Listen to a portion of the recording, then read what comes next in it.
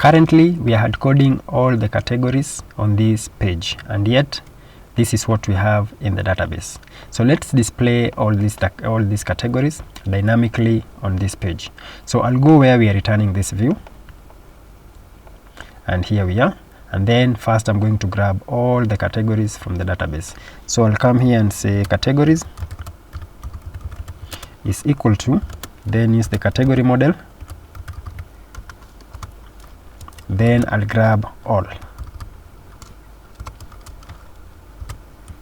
then save.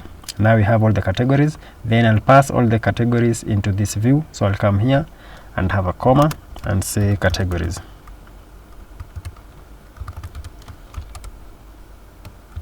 So this view now has the access to the categories. So I'll go to that view, here it is, and here is where we have the hard-coded categories.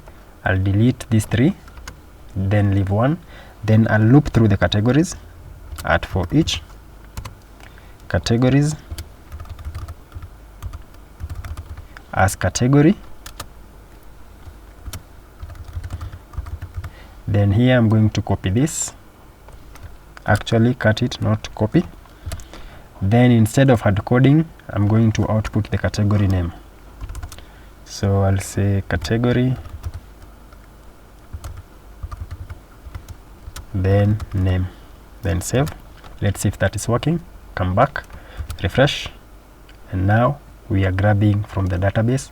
Now it is dynamic. That's it for this lesson. If this video has been of any help to you, kindly consider supporting my work by subscribing, leaving a comment, and a like. Cheers.